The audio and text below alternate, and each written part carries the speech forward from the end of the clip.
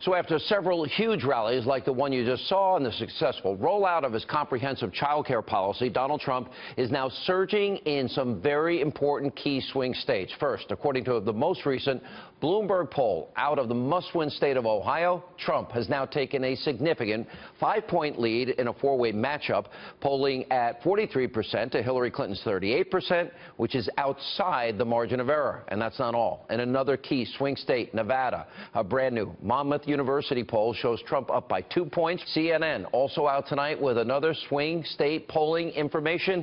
And in Ohio, Trump tops Clinton by 5 points, 46-41. Also, Trump is leading in Florida, 47-44 over Clinton. Also, a new Reuters poll shows Trump is winning in the state of Colorado, while also the LA Times has a poll out nationally with Trump having a 5-point lead. Joining us now with reaction to this good news for the Trump campaign, former Speaker of the House, Fox News contributor Newt Gingrich. You've been saying all along, there's something about you that irritates me when you're right all the time, because I was with you at 94, and you told me months before, after the Republicans had been in the wilderness 40 years, that you guys were going to win, and you did. And you've been saying very confidently, very calmly now for, a pretty significant period of time, you believe he has this election. He'll win it. Why? Well, I think two things. One is I think Trump represents a visionary, new, change-oriented leadership. The speech he gave last night, it was a terrific speech on raising children, on helping mothers, on families, something which Ivanka Trump had done a great job working on, as had Kathy McMorris Rodgers. I mean, you look at that speech, that is a solid, positive speech that's going to appeal to many people, men and women, all over the country. You look at what he's done in other areas recently, his visit to Detroit, where he really made a clear effort to say to every African American, I really want to work with you for a better future. This is a guy who's really breaking out of the old order. At the same time, you have Hillary getting worse and worse. And I've been doing some research, for example. Yes, I don't think this has been in public record yet, but her State Department actually opposed raising the minimum wage in Haiti from $3 a day. I saw that, yeah. To $5 a day. I want you to think about this. Not an hour. From day. $3 a day to $5 a day. Now, how does Hillary Clinton run as a caring, compassionate conservative? Well, wait a minute. How does Hillary Clinton run and like when she said basket of deplorables and half the country is racist, sexist, misogynist, xenophobic, homophobic, Islamophobic. I didn't even know all these conditions existed. When she takes money from country after country, tens of millions of dollars from the Saudis, for example, and yet they kill gays and lesbians, they persecute women, they persecute Christians and Jews. How can she take their money, they buy her silence, and then accuse others of the very thing she's guilty of? That's right, and this is a debate, frankly, that conservatives and Republicans ought to be prepared to go head on. I mean, let's talk about, if you were a gay or lesbian American, who should you be for? And when you look at Hillary Clinton's record of taking money from genuinely homophobic societies, you look at the record of Clinton and Obama and John Kerry at sending money to Iran, which kills gays, you have to say to yourself, there's something so profoundly hypocritical, and that's frankly why I mentioned the Haitian minimum wage.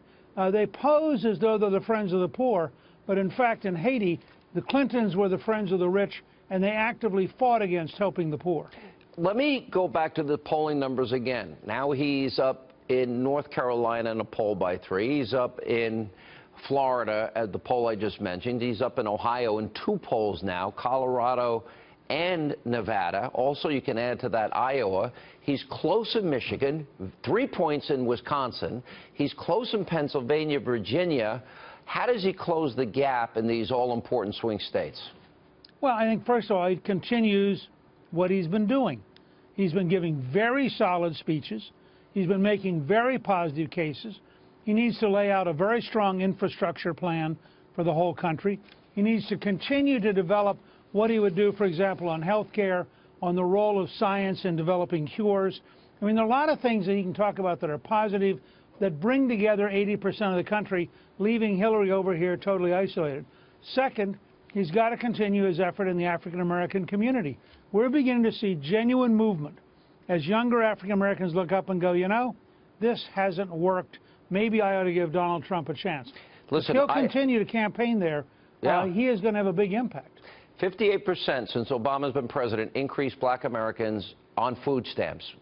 12 million more Americans on food stamps. 8 million more Americans in poverty. Lowest labor participation rate since the 70s. Lowest home ownership rate in 51 years.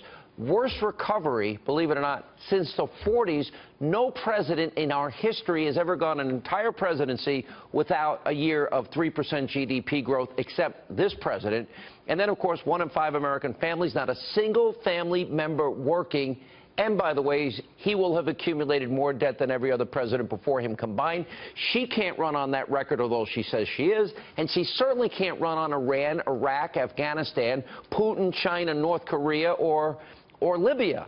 So the only thing she has left is to attack him and talk about the basket of deplorables. How should he react to that? Well, I think he ought to give a couple speeches on what's really deplorable. What's really deplorable is an American being shot every 2 hours in Chicago. What's really deplorable is the children being cheated by the Detroit public schools.